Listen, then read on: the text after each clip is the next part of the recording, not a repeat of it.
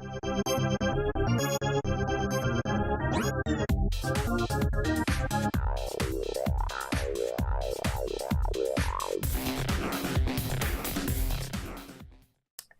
guys, and thank you for watching this episode of Bigman Gaming. Last week, I know we didn't have an episode and we didn't have a podcast. I want to apologize. I was feeling under the weather. The bar that I work for, we actually had our Christmas party, and yeah, I got pretty good and sloshed. So when I woke up the next day, I wasn't exactly like, yeah, let's shoot a video, let's do it. So I apologize for that. Plus my editor and my camera guy, Brian, he had the flu, so he wasn't exactly down for it. Well, he says it was the flu. I think him and his boyfriend were a little busy, but, you know, that's just me. But anyway, no, he's not like that. I'm just picking on him. Well, since last week we didn't have a video, this week we're going to be talking about scary video games. Dead Space 3 is coming out, so I figured why not? It'll make sense. But first, with the news, we'll go ahead and start with that, and then I'll go ahead and get into my list of scary video games. Now, bear with me on this one. I actually do need my notes in front of me because it's a list of 10. But first off, I want to talk about Xbox. They got their top 10 downloaded games for last year. And one of them actually on here, I'm shocked, but the rest of them, it does make sense. You've got Minecraft, Trials Evolution, The Walking Dead, Counter-Strike, Global Offensive, which, by the way, is not a ripoff of Call of Duty. For all of you out there that say, oh, that's just a ripoff of Call of Duty. Learn your history. Gotham City Imposters, I Am Alive, Tony Hawk Pro Skater HD, Alan Wake's American Nightmare, Trials HD, and then Castle Crashers. That was actually the shocker, because that's an older game, and it's still selling pretty well. Other than that, though, I can go ahead and put my notes down. We'll go ahead and talk about the rest. February 20th of this year, Sony made an announcement. They had a trailer. It was all, you know, cryptic and everything. It showed the triangle, the X, the O, and the square, and then it said February 20th. And so I think Sony's going to go ahead and jump the gun and actually come out on February 20th and announce the PlayStation 4. Is that actually what's going to happen? I don't know, but I'm pretty sure that's what's going to happen. If it doesn't, I don't know what else they would decide to be like, hey, here's some big news. So we'll see what happens there. Something I wanted to talk about is actually a little discouraging. The guy that wrote Tiny Tina in Borderlands actually might consider changing her because there's been so much outcry and protest on Twitter and stuff. People are calling her racist because of the comments that she makes, and people are like, oh, she's talking like a black guy or in black slang. And honestly, Borderlands, as the people that play it know, that this game is just ridiculous in the first place. There's so many ridiculous things in it, and you're gonna pick Tiny Tina as one thing, like, nope, it's racist and it's offensive. Come on, guy, come on, man, really? Like, honestly, it's Tiny Tina. That's her. I couldn't see any other way to do it. So. But the guy that wrote her is getting tweets on his Twitter, which I don't like Twitter anyway, so for this reason. But he's getting like, oh, she's racist, you need to change her, why would you make her like this, oh, she's offensive. Shut up. Honestly, I'm going to tell you that right now because it's a video game. And honestly, in this day and age, if people haven't gotten over racism, like, there's one race, human. It's the human race, and people just need to get over it. And I'm honestly at this point, like, there's you, me, and it's just, that's the way it is.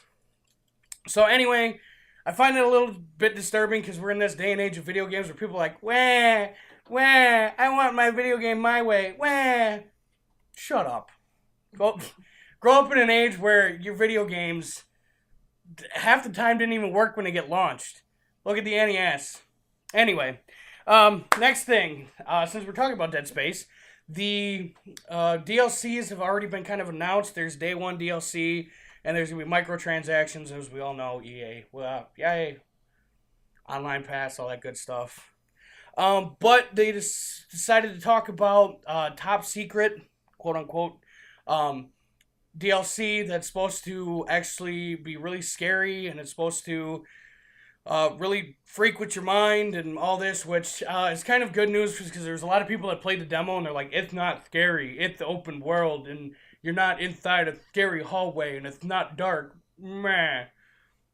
Well, there you go. There's a DLC for you. You guys can take it or leave it. Don't have to buy it, whatever. But there you go. So now you get your scary Dead Space. Mwah.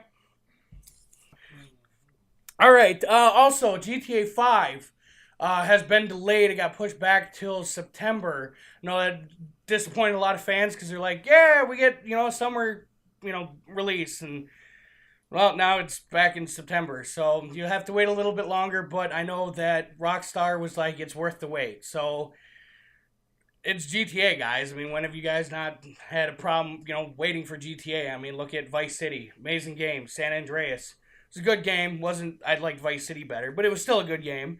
And then four came out, and everybody's like, yeah, and then you had the DLC. So it's gonna be worth the wait.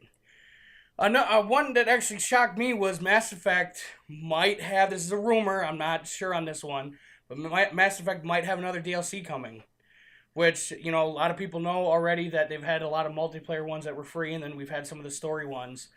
But there were pictures posted on Twitter. Once again, Twitter. Um, it's got one is of a casino, possibly on Omega, and then there's one of a heavily armored Krogan, and it looks like he's got this giant bat or hammer or whatever, and the caption underneath is like, you wouldn't want to mess with him. So if it is more story DLC, I actually would like that because I like the story-based DLC. I mean, I did play the multiplayer some, but hopefully we'll have some more story DLC. I know I still have my Mass Effect. There's some people that put theirs up, but I still have mine just in case for this reason because I know how they are with making DLC. All right, with that being said, let's go ahead and get into the games for being scary. No particular order on this. I just know these are games that I always like to play in the dark and have the surround sound up and like to prep myself while I'm playing. So, first one, I'd have to say that had to be back when it first came out. I actually played this at Brian's house. He actually purposely set me up. He's like, "Here, you're gonna play this on my computer. We're gonna turn out the lights. I'm gonna go play GTA, and you're gonna play this." And at Doom 3, like at first, you get into it, you're not whatever, and then all of a sudden, crazy shit happens, and at the time, I didn't know what was going on. I'm like, Brian, this game is scaring the crap out of me. I'm sitting here shooting everything I can, going crazy. That was before the Xbox release. I was actually on PC, so oh man, that was a crazy game. Another one has to be Silent Hill. That whole series. I know people said lately the series is going downhill. Well, what do you expect after like 8-9 games? But at the same time, those games still have that scare factor. You're walking into an abandoned bathroom, and all of a sudden, some deformed monster comes out of the stall. And you got to figure out a way to kill it quick. Whatever, they still have that scare factor and still have that freaky fear factor to it. I wouldn't want to mess with Pyramid Head. Forget that. Another one, Resident Evil series. I know, once again, lately people are like, oh, it's more action adventure, and people were kind of disappointed with 5 and then 6, and you guys saw my review of 6, so I kind of have to agree, but I've been hearing that they might be doing a reboot, so if they do, that'll be kind of good, go back to its roots, and be back that zombie shooter. I know back on the PlayStation with 1, 2, and 3, I mean, those games were crazy. I remember playing 3, and yeah, I didn't sleep right for a week. No, Dead Space. That would have to be another one. I mean, since that's coming out tomorrow, but Dead Space itself, the first one and the second one, it's just there's a lot of stuff. Even with the first one, people didn't really know what to expect. Obviously, with the second one, you did, but it kind of had that Resident Evil feel. But it was in space, and you had this thing of like you had long corridors, and you didn't know what was going to come out, and it just there was a lot of factors. You had the jump scares. You had the overwhelming scares of like there's so many enemies around. They even had that one invincible enemy, like you could shoot its limbs off, but it could come back. And it just had all these different fear mechanics to it. But one of my favorite, I'd have to say, Eternal Darkness. There's never been a game I don't think that's messed with me in such a way more than this. The fact that it had a meter on the side that, as it lowered from being scared, things would start happening in the game. You would start hearing little children laughing, or you would hear people walking behind you, or you would hear just weird, creepy stuff.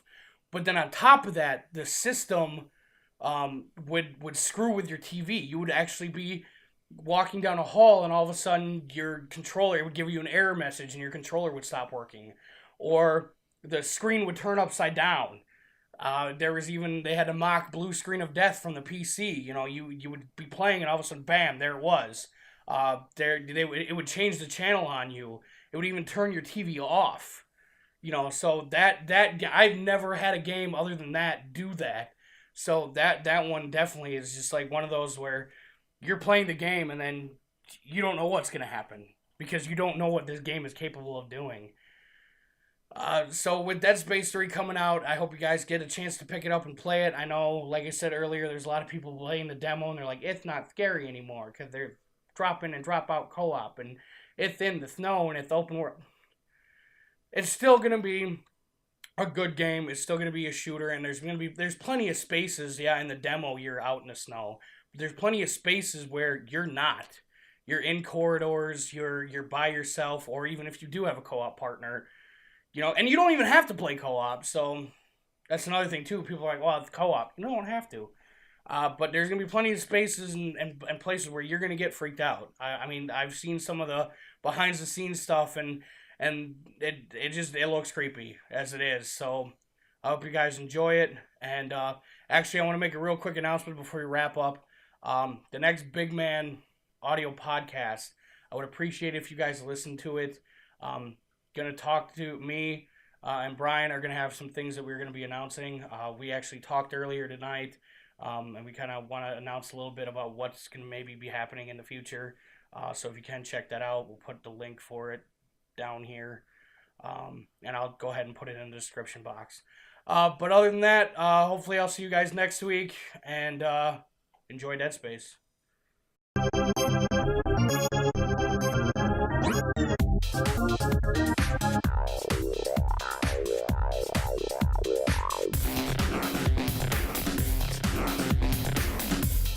It was a nightmare.